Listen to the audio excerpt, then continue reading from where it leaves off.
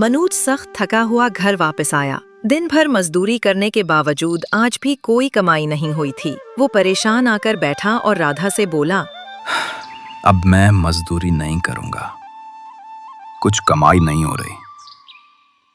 राधा ने खामोशी से उसे देखा और फिर हल्की मुस्कुराहट के साथ कहा, तो फिर क्या करेंगे? मनोज ने से कहा, पानी पूरी का ठेला लगाऊंगा, देखेंगे लोग कितने पसंद करते हैं। दोनों इस फैसले पे राजी हो गए और सो गए। अगली सुबह राधा ने हाथ में रोटी के साथ 500 पानी पूरी तैयार की। मनोज ने ठेला सजाकर कहा, आज देखेंगे लोग हमारी मेहनत को पहचानेंगे। पहला ग्राहक आया और पानी पूरी खाई। इसके बाद दूसरा, फिर तीसरा। थोड़ी देर में ठेले पर भीड़ लग गई। मनोज और राधा दोनों खुश थे। हर दिन राधा सुबह सवेरे पानी पूरी बनाती और मनोज दिन में अपना ठेला लगाता। चंद हफ्तों में उनकी कमाई अच्छी होने लगी। मनोज ने कहा, देखो हम रोज तकरीबन 1000 रुपए कमाते हैं। राधा मुस्कुराई और बोली, ठेला है लेकिन कुछ वक्त बाद हम दुकान भी खोल लेंगे। मनोज का ठेला देखकर विक्रम ने भी पानी पूरी का ठेला लगाने का सोचा, जो उनके पड़ोस में रहता था। विक्रम ने कुछ लोगों से उधार लेकर पैसे जमा किए और पानी पूरी का ठेला लगाया। इसके ठेले पर भीड़ नहीं आ रही थी। वो परेशान और हैरान था। सोच रहा था कि मनोज के ठेले पर लोगों की भीड़ क्यों है। वो मायूस हो जाता। अचानक एक दिन एक बुजुर्ग बाबा विक्रम के ठेले के पास आए और बोले, बेटा, मैं भूखा हूँ, मुझे खाने के लिए कुछ दे दो। विक्रम ने पहले मुंह बनाया और फिर सोचा, वैसे भी नहीं बुकती, बाबा को ही दे। बाबा को पानी पूरी की प्लेट दी। बाबा ने खाया और बोले, बेटा, ये लो, ये जादुई नमक है, इसे पानी पूरी के पानी में मिला देना, लेकिन याद रखना इसे रोज थोड़ा डालना है, तुम्हारा ठीला चलने लगेगा। विक्रम ने नमक लिया और नमक साइड पर रख दिया। अगले दिन पानी बनाते हुए वो नमक पानी में मिलाया और अचानक से लोगों की भीड़ लगना शुरू हो गई।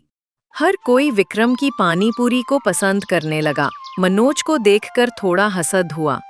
मनोज ने सोचा, कल तक तो कोई नहीं आता था, लेकिन आज एकदम से क्या से सबको फ्री में बांट रहा है। कुछ दिन गुजरे।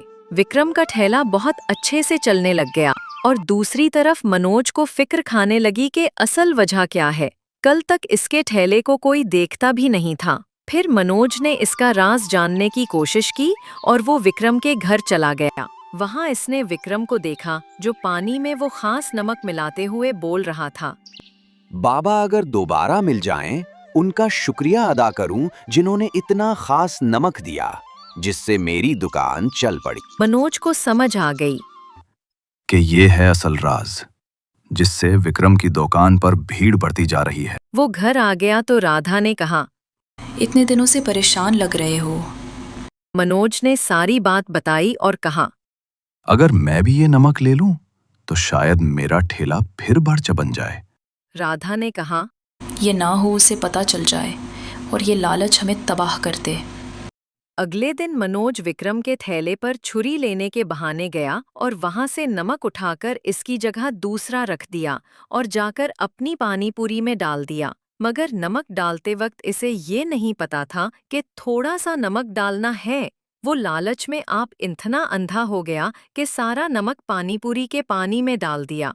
जब लोग पानी पूरी खाने आए तो सबके चेहरे संजीदा हो गए। जायका खराब और गंदा हो गया था। लोग गुस्से में आ गए। ये क्या बकवास है, सबके मेदे खराब करोगे। लोगों की तबीयत ज्यादा खराब होने लगी तो उन्होंने मनोज को मारना शुरू कर दिया। विक्रम सब कुछ देख रहा था। वो भागता हुआ आया और मनोज को बचाया। जब सब ग्राहक चले गए तो वो मनोज के पास जाकर बोला, तुमने लालच में आकर नमक चोरी किया और सब खराब कर दिया। तुम मुझसे मांग लेते, मैं खुद तुम्हें देता। अब भी तो लालच का अंजाम। मनोज शर्मिंदा हो गया, सर झुकाया और विक्रम से मुआफी मांगी। घर आया और राधा ने इसकी हालत देखकर कहा, ये क्या हुआ है, किसने मारा है मनोज? मनोज ने कहा, ये सब लालच का अंजाम है।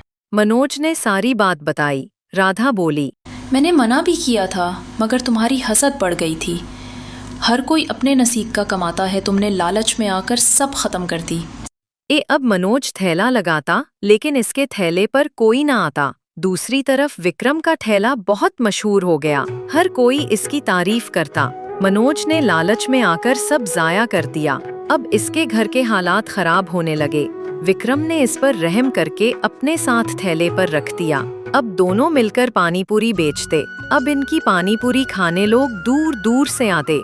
मनोज ने वादा किया कि अब वो सिर्फ ईमानदारी और मेहनत से ही पानीपुरी बेचेगा। आखिरकार मनोज और राधा ने सीखा कि लालच नुकसान